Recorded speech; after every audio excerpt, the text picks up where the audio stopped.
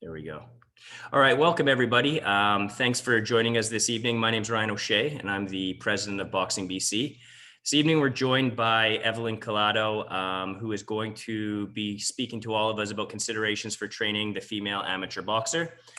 Just a bit of background so everyone understands exactly who Evelyn is and her background in the sport. So Evelyn is a Vancouver strength coach who has a bachelor's degree in kinesiology from the University of BC, and she has just completed her master's in kinesiology. Evelyn is a certified strength and conditioning specialist with the National Strength and Conditioning Association. She comes from a multi-sport background and competed at the national level as an amateur boxer for 8 years. So we're really excited to have Evelyn join us this evening. She's also a member of our high performance team within Boxing BC. I'm going to turn it over to Evelyn. If there's any questions along the way, please throw them into the chat. I'll moderate that and ask Evelyn questions along the way. And at the very end this evening, we'll also have a bit of a Q&A. So without further ado, Evelyn, the floor is yours. Awesome. All right, thanks. Just to add to that, so I'm also the women's health representative for Boxing BC. So that's a part of the reason why I'm presenting on this today. So yeah, let's get started here. So today we're going to cover why this topic is important. We're going to kind of deep dive into the menstrual cycle, the role of hormones, injury prevention, relative energy deficiency in sport, also known as REDS, and then we'll finish up with some recommendations for coaches and athletes. They'll kind of be mid sections where we'll take a little break in between some of those major topics there. So if you have any questions, you can pop them in the chat. Ryan will pass them on, or like Ryan said, we can add questions at the end as well. So why are we presenting on this topic? BC alone in 2020, we had 268 registered female boxers, so pretty big number. Females are not small men. There's hormonal differences, training considerations, things like potential higher injury risk. The risk of relative energy deficiency in sport is also considered higher for females, which is essentially an alteration of physiological systems. And then we also need to consider that boxing is a weight class sport, so that also kind of further impacts that risk of REDS. So the menstrual cycle is essentially a kind of a rhythmic rise and fall of hormones that allow for the release of an egg, which is essentially ovulation. And that's kind of considered the main event of a period. So what is a quote unquote normal menstrual cycle? So a cycle length is anywhere from 21 to 35 days. The flow length 2 to 7 days. There should be no more than a few days of variation in each cycle length, and no excessive blood loss or severe symptoms. Now, more than 90% of women report symptoms every cycle, and 80% of athletes say that their performance is affected at some point during their cycle. So this is definitely something that we want to consider. So looking at this graph here, so on the x-axis, that's days. You'll see that the cycle is broken down into kind of two major phases. The first one, day 1 to 14, is the follicular phase. And then from basically 15 to 28 is known as the luteal phase. The menstrual cycle starts with the bleed. So basically your period, roughly 1 to 5 days. So this is a typical 28-day cycle that's shown here. I want you to pay particular attention to the blue line here, estradiol, which is a type of estrogen, okay? And then the pink line, which is progesterone. So like I said, that first half of the cycle starts with your period. That's during the follicular phase. 5 to 6 days into the cycle, estrogen begins to kind of ramp up. And then that triggers luteinizing hormone, which is shown in green here, to increase. And then ovulation occurs at day 14. All right. And so after when ovulation occurs, estrogen declines a little bit, and then it starts to increase again in the luteal phase. But you'll notice here that progesterone starts to go even higher than estrogen in that luteal phase. Okay. So when these hormones levels drop, essentially, that brings upon menstruation, which is the breakdown of the uterine lining. So what's key to kind of consider here is that these hormones are traveling through your entire body, so through your veins, and there are receptors in your body, right? So all over your body. So your menstrual cycle can affect things from the way you think, the way you move, breathe, heart rate, your mood, as well as things like exercise adaptation. So we're going to kind of look a little bit further into the role of hormones. So the main ones being estrogen and progesterone. So estrogen is known to spare glycogen. So that means that it favors fat metabolism. So it increases the reliance of free fatty acids as a fuel source. And now on a smaller scale, this might be great for endurance, not necessarily as beneficial for high intensity sports. This might be a time when estrogen is high that we may need to consume more carbohydrates potentially. Estrogen is also known to have an anabolic influence. So that means that it's great for muscle repair and rebuilding, as well as it helps bone formation and repair. And then it's also known to improve vascular and cardiac function. So overall, estrogen seems to be pretty positive of a hormone. Progesterone, it does the opposite thing. So it has a catabolic effect, which essentially means greater muscle breakdown. Research has also shown that there's usually a higher basal metabolic rate, which is a higher core temperature. And so that means that females might not, or might have kind of a reduced tolerance to heat when progesterone's high. There's also less total body sodium. So when progesterone's high, we also might need to increase our sodium intake. And in general, your body's working harder when progesterone is high. So we want to consider that and, be aware of pushing athletes in kind of that late luteal phase. If we go back to this slide here, so kind of near the later part of the cycle. So why is a normal cycle important? So a regular menstrual cycle essentially means that an athlete is healthy. So we know that the body has a sufficient amount of energy to reproduce essentially. So, and if we didn't, your body would shut down some of those unrequired functions if it wasn't in an optimal state, one of those being the reproductive system. So we consider the menstrual cycle to be a vital process. We know that you're able to repair after training, cellular functions working, you can fight infections, manage body temperature, that sort of thing. So when we look at the menstrual cycle and performance, the most important thing to consider is that medals have been won during all phases of the menstrual cycle. It should also be noted, though, that research is very challenging in this area. The main reason being that it's really hard to identify kind of this cycle phases that each participant of a research study is in. So as well as, controlling confounding variables, that sort of thing. Another issue with some of the research is that there's usually limited sample sizes. So not a lot of people, which means that we can't necessarily,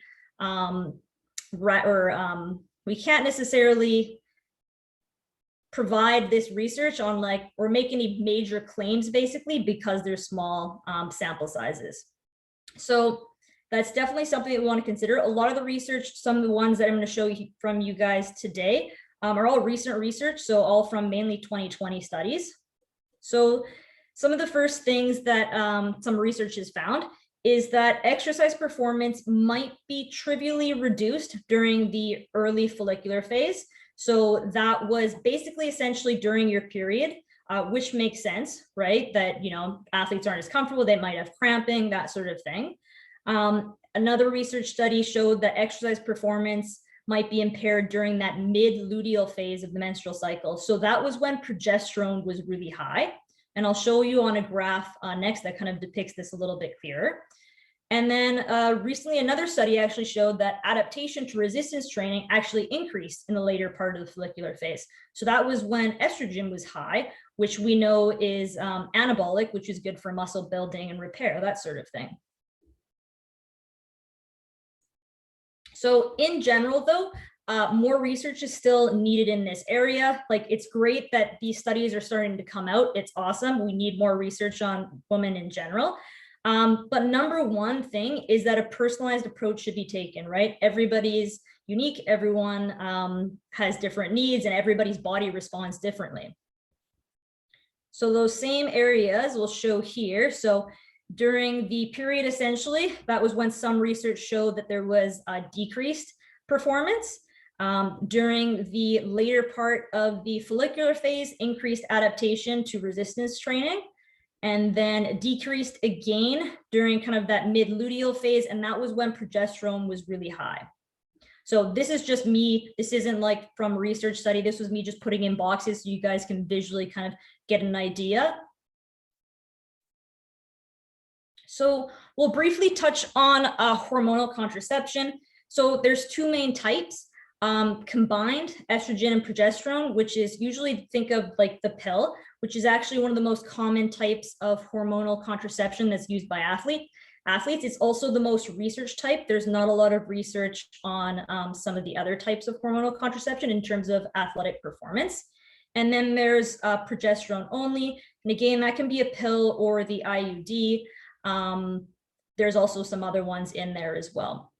So the main thing that we kind of want to consider is that both of these types of hormonal contraception are introducing some exogenous, so artificial hormone. And these artificial hormones are suppressing your natural hormones that prevent ovulation and kind of that cyclical pattern that we would normally see.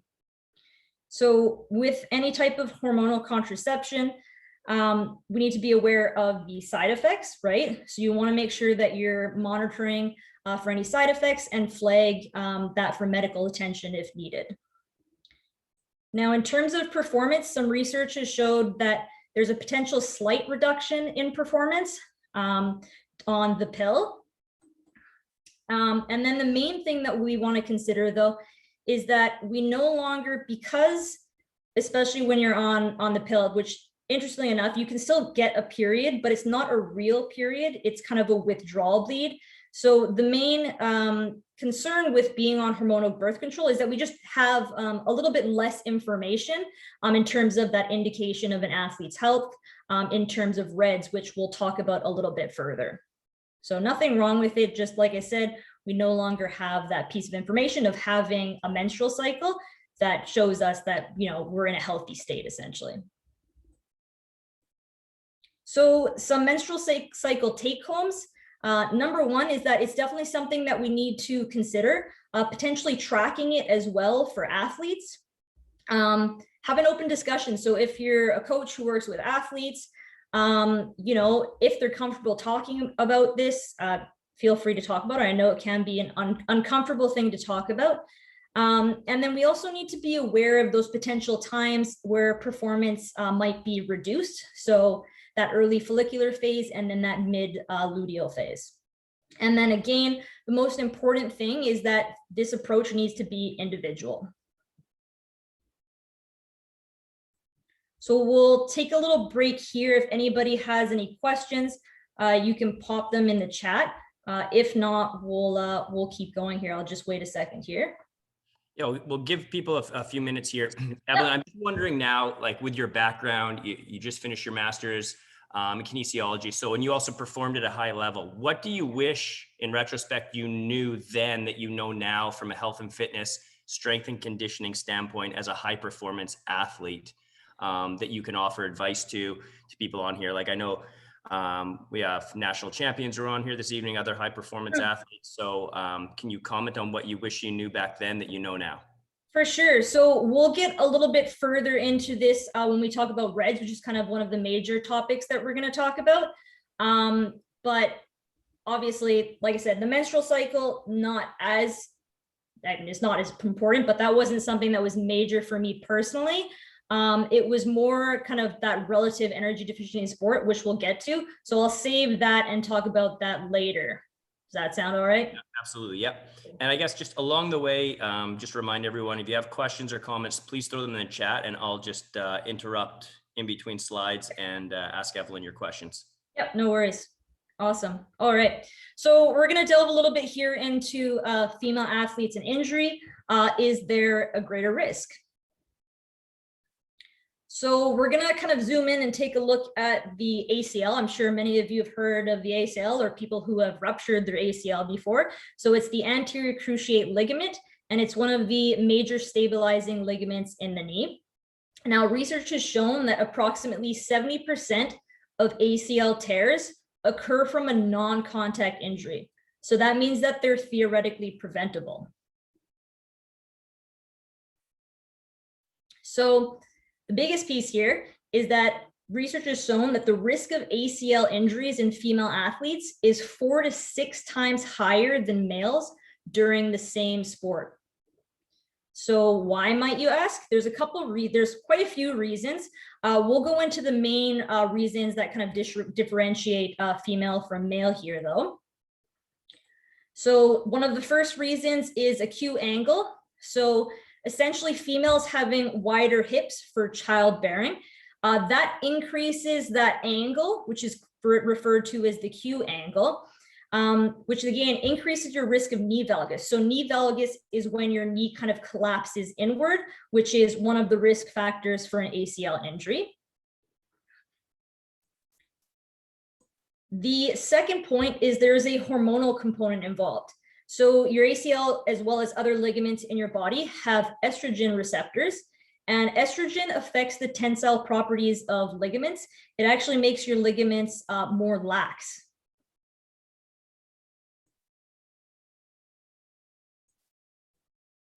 So this here is a graph from a research study. You can see here days of the menstrual cycle on the x-axis, and our hormones, estrogen in blue, progesterone in red. Now the X's, those signify athletes who had an ACL rupture. So you can see here that when estrogen is high in that, that later part of the follicular phase, appears to be a lot more ACL ruptures. So estrogen is associated with a rise in ACL ruptures. And then interestingly though, some research has shown that there's actually lower rates of injury, including ACL injury, in females who are taking an oral contraceptive pill.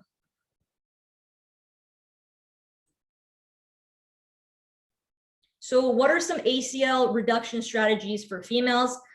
The main one being tracking your menstrual cycle. So being able to kind of modify your training plan and kind of find trends.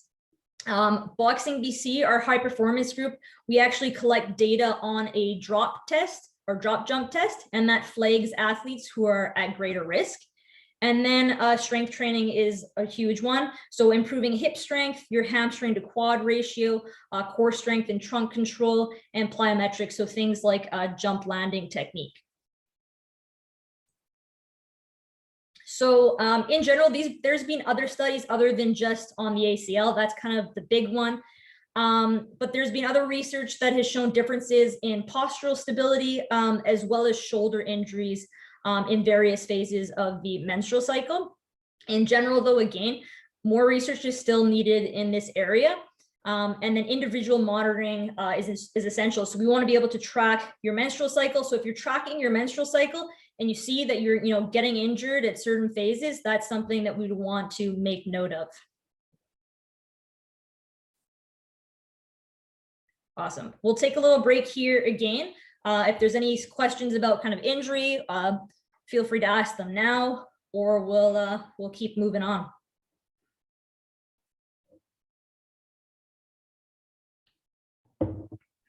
Let's keep moving on. I think everyone will either wait until the end or throw them in the chat during this next part, but we'll leave 10 minutes at the end, Evelyn, for last questions. Sounds good. All right, so we're going to move into kind of the big one that we wanted to talk to today, which is relative energy deficiency in sport, also known as REDS. So REDS was previously known as the female athlete triad. Some of you may have heard of that before.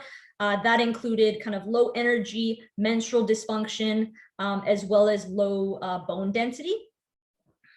So REDS, though, the cause of the syndrome is low energy availability. So essentially, the difference between your energy intake, so the food that you're consuming, and the energy cost of exercise is called your energy availability. And that represents the energy that's left over to spend on kind of all of your body processes that help us continue to be healthy and functioning. So this energy balance can either be negative, positive, or neutral, essentially. And so REDS can occur when we have a mismatch between an athlete's energy intake, so again, think their diet, and their energy expenditure in terms of exercise. And so that leaves an inadequate amount of energy to be able to support the functions that are required for both, optimal health as well as performance.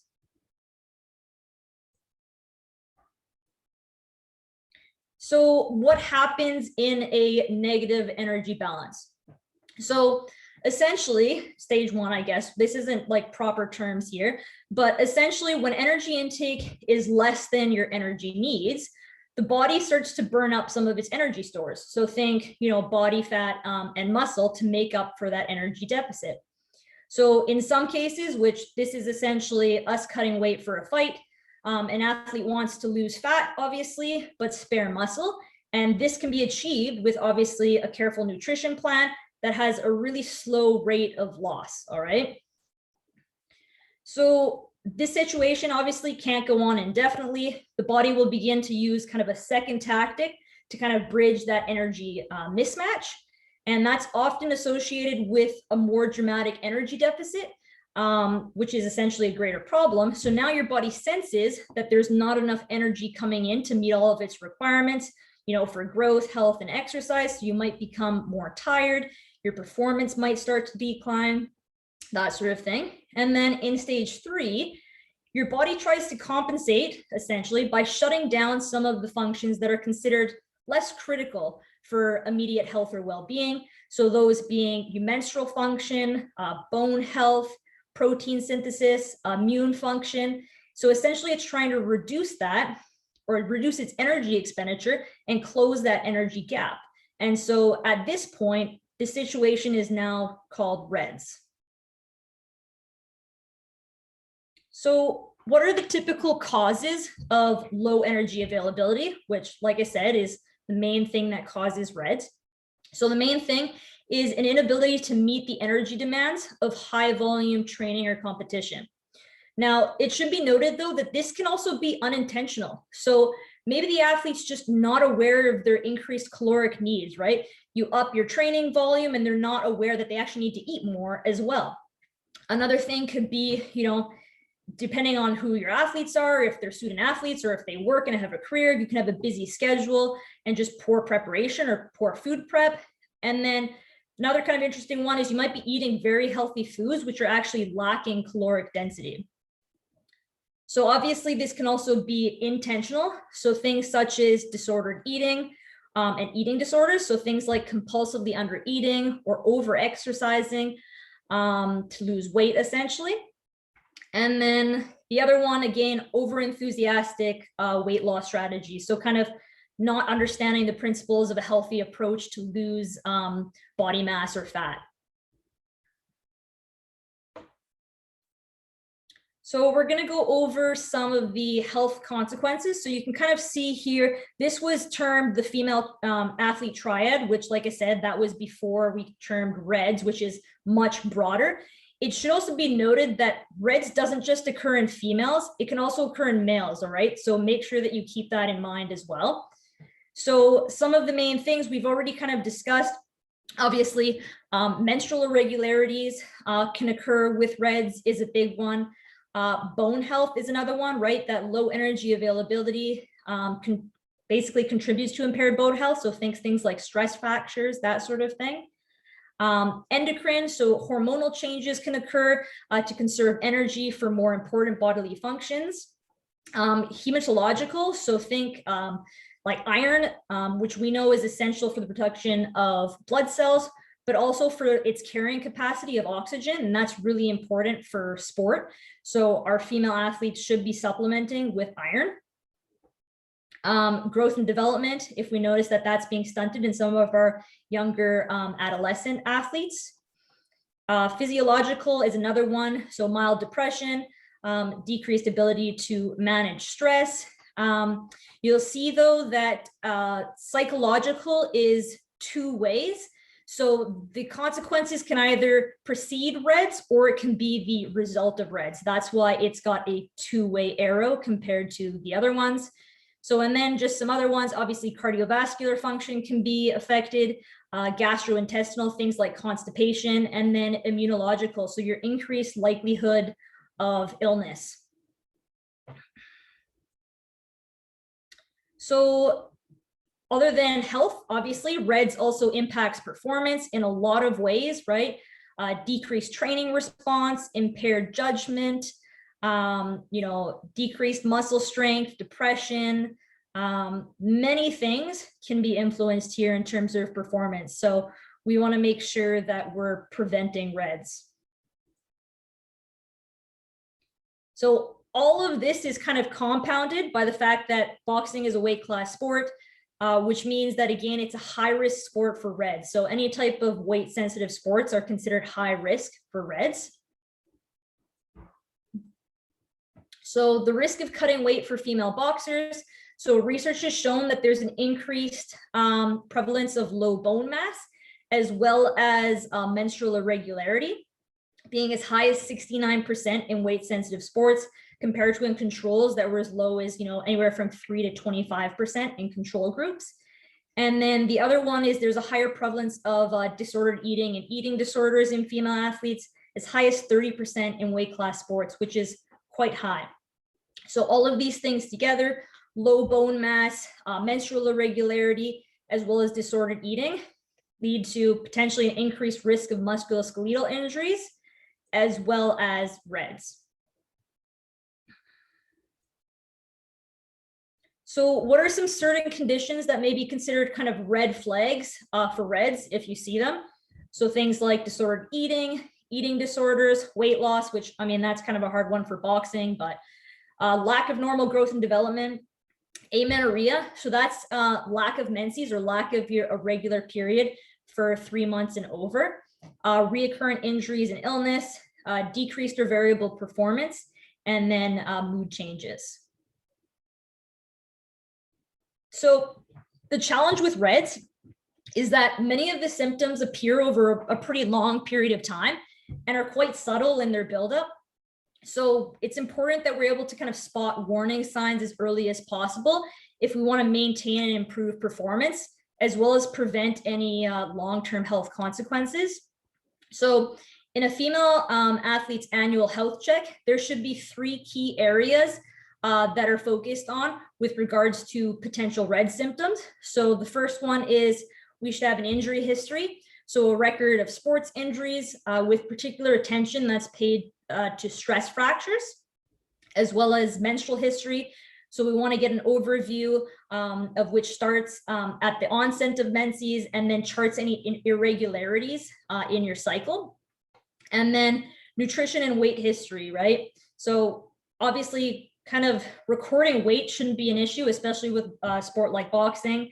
But other things such as, eating disorder diagnoses or, people's attitude to nutrition and weight, that sort of thing is also important. So this REDS SCAT, it's a risk assessment model for sport participation. Now, this would be something that would be done during like a periodic health exam by like a sport med doctor. But essentially, athletes would be flagged in one of 3 areas. So green light being low risk, yellow being moderate risk, and then red being high risk, so no start. And it's kind of interesting if you look at some of these here.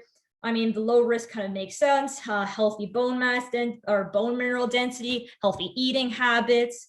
But when we move into REDS, so prolonged abnormally low body fat, that's pretty common in a lot of amateur boxers. Substantial weight loss, so 5 to 10% in 1 month. This would be an athlete who's cutting weight, right? I would hope that you're more in that 5% range and we're not going too high in that 10% range. So it's definitely something that we need to consider. So what are some ways that we can help prevent REDS? So the first thing is obviously increasing awareness, right, of athletes and coaches. The next thing is having an open discussion. Early detection, we know, is critical to help prevent long-term health consequences. Things such as modifying either the exercise plan or nutrition. Coaches need to ask athletes questions like something as simple as, how are you feeling today? Maybe you need to modify the training plan, right? Nutrition education, that one's key.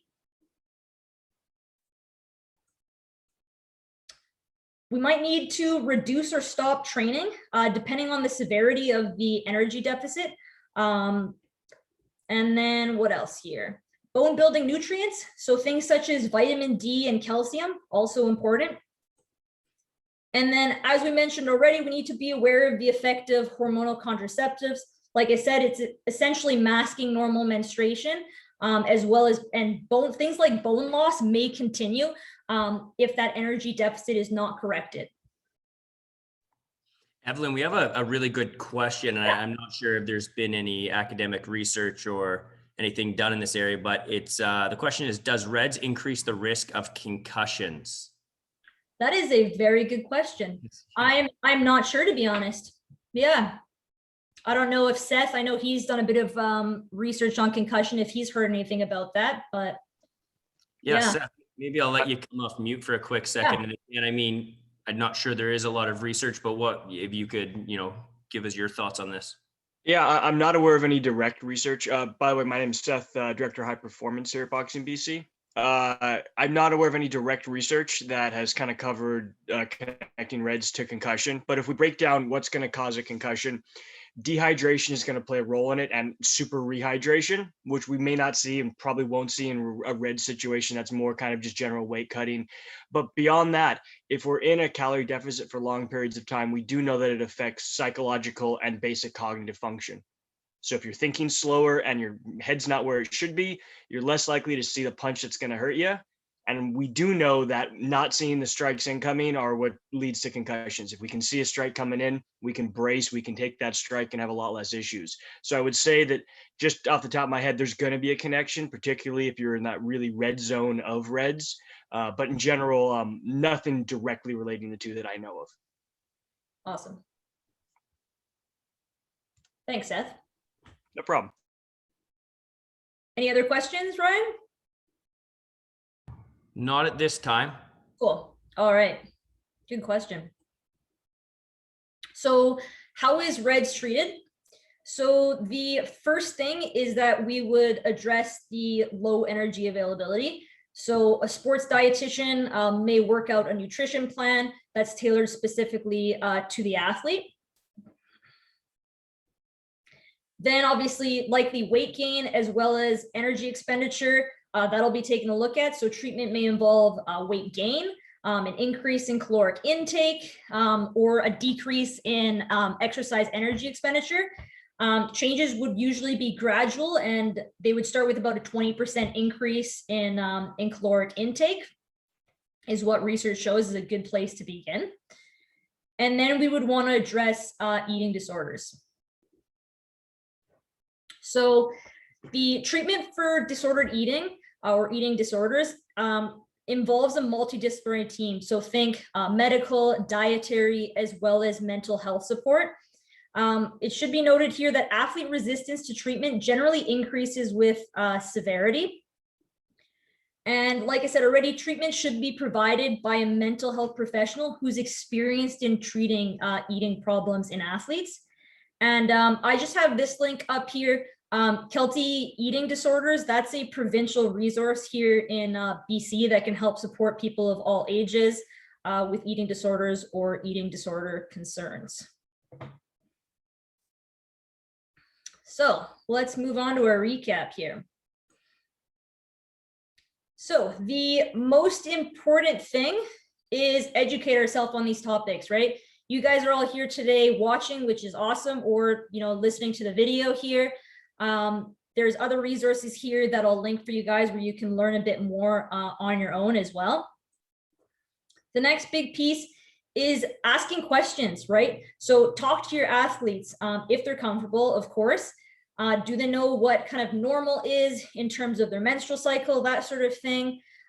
If athletes aren't comfortable talking directly with you, you can do things like online surveys. That's another option. But questions like how predictable is their cycle? Are they aware if it affects their training or performance? Are they on hormonal birth control? What do they kind of respond well to, or what helps them manage symptoms? That sort of thing through their menstrual cycle. And then, like I've said multiple times before, a personalized approach here needs to be taken based on kind of each individual's response to both, to exercise performance essentially across their menstrual cycle. And then finally, nutritional guidance. So I got to your question here, Ryan. So from the biggest kind of take home that I would say from my athletic career. So when I was competing, I was very on top of things, or at least I thought I was. All right. I was working with a strength and conditioning coach, as well as like a sports psychologist. My biggest regret as an athlete was not working with a registered dietitian. So a lot of the symptoms there in terms of RED-S, I definitely discovered. RED-S is still a very new term. And even my strength coach at the time didn't kind of flag it or mention it to me that this might be something that I was experiencing. But so basically, for more context, I fought at 48 kilograms, so the lightest weight class. I walk around now probably at least 15 pounds heavier than what I was competing at 4 years ago. But the number one thing was that I was always sick. So that immunological response, huge, right? So I would get sick at least, and Brian was at the gym during the time too. I was sick like at least once a month. Like it was ridiculous. And it wasn't like, you're sick for 4 days. Like I was sick for like 7 days at a time. And one of the biggest things was that I just wasn't aware that I wasn't eating enough. So like I said, you're training lots, you're training, 2 hours a day, you're doing 2 a days when you're, heading into a national competition, that sort of thing. So my biggest regret was not working with a registered dietitian and kind of being aware of basically the fact, and it wasn't that I was never trying to be light. I just was uneducated. I didn't know that I needed to be eating that much more based on how much energy I was expending. So just to wrap up here, so some resources for female athletes or coaches. The top link here is actually an IOC, so an Olympic resource of interactive learning. There's a bunch of modules that you can do. It's for free. You can sign up on Female Athlete Health. Below that, the Fitter Woman, that's an app where females can track their period along with symptoms. And then Roar, this is a book here. It's a pretty decent book on a PhD, Stacy Sims, who's done a lot of research on women's health as well. So that's all I got for you guys today.